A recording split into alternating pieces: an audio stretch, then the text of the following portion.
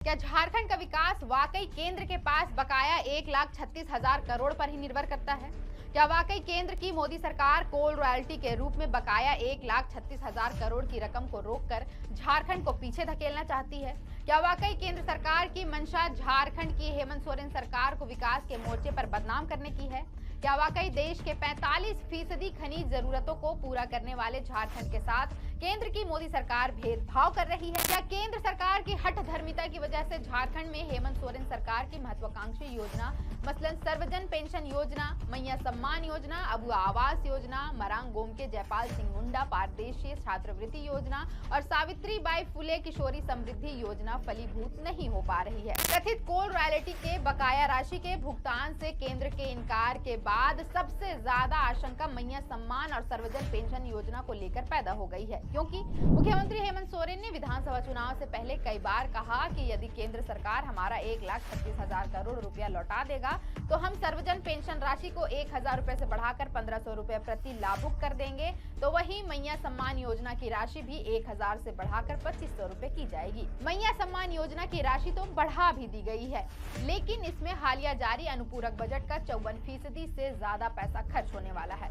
ऐसा तो लंबे समय तक नहीं चल सकता। दरअसल केंद्र सरकार में वित्त राज्य मंत्री पंकज चौधरी ने पूर्णिया के सांसद पप्पू यादव के सवाल के जवाब में कहा था कि हेमंत सरकार की मांग काल्पनिक है। केंद्र के पास कोल रॉयल्टी के रूप में झारखंड का कोई पैसा बकाया नहीं है। यही बात आगे प्रदेश बीजेपी अध्यक्ष बाबूलाल मरांडी ने दोहराई कि झामुमो के पास इस बकाया राशि के बारे में कोई ठोस प्रमाण या दस्तावेज नहीं है। उनके पास ऐसा कोई आंकड़ा नहीं है जिससे साबित हो सके कि केंद्र ने राज्य सरकार का बकाया नहीं लौटाया। हालांकि मुख्यमंत्री हेमंत सोरेन ने 24 सितंबर और फिर 18 दिसंबर 2024 को पीएम के नाम लिखे खुले पत्र में बकाया राशि का ब्यौरा दिया है। तो आप यह जान लीजिए कि मुख्यमंत्री हेमंत सोरेन द्वारा पीएम को उपलब्ध कराया गया बकाया राशि का आंकड़ा क्या है।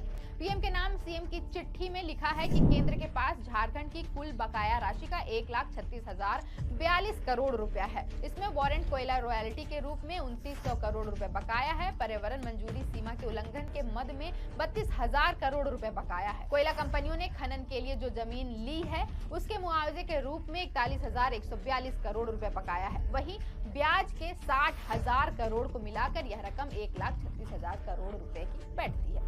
दैनिक भास्कर की रिपोर्ट के मुताबिक कोल कंपनियों का बकाया विभिन्न मद में अलग अलग समय का है। रॉयल्टी का पैसा 2007 से 2021 तक बकाया है। कॉमन कॉज का पैसा 2000 से 2017 तक का है।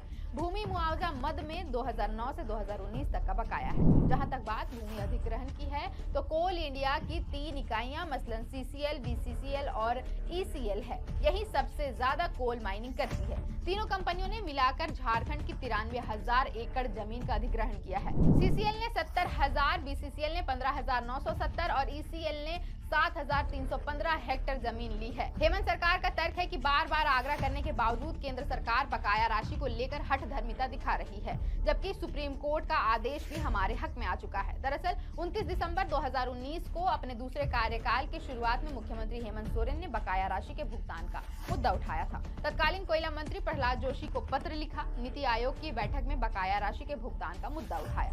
13 नवंबर 2021 को तत्कालीन कोयला मंत्री प्रहलाद जोशी के साथ कोल माइंस के मुद्दे पर मीटिंग हुई थी। 24 सितंबर 2024 को मुख्यमंत्री हेमंत सोरेन ने पीएम मोदी को चिट्ठी लिखी थी।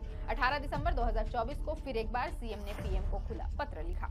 हेमंत सरकार सुप्रीम कोर्ट के आदेश का भी हवाला देती है। उस आदेश में क्या था? गौरतलब है कि 14 अगस्त 2024 को सुप्रीम कोर्ट का आदेश आया। चीफ जस्टिस डीवाई चंद्रचूड़ के नेतृत्व वाली 9 सदस्यीय पीठ ने फैसला दिया कि खनिज संपन्न राज्यों को खनिज और खनिज युक्त भूमि पर केंद्र सरकार को 12 साल में क्रमबद्ध तरीके से रॉयल्टी और कर पर 1 अप्रैल 2005 से अब तक का बकाया चुकाना चाहिए। सुप्रीम कोर्ट ने केंद्र सरकार और खनन कंपनियों को निर्देश दिया था कि वे चरणबद्ध तरीके से राज्यों को उनकी बकाया राशि का भुगतान करें। इस बात को 5 माह बीत चुके हैं, लेकिन केंद्र सरकार का अब भी यही कहना है कि उनके पास कोई पैसा बाकी नहीं है।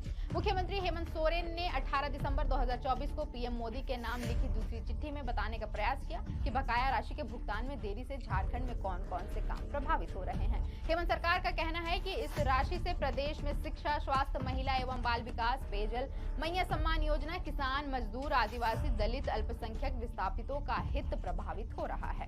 हेमंत सोरेन ने कहा कि देश की उच्चतम न्यायालय ने भी राज्य के हक में फैसला सुनाया है।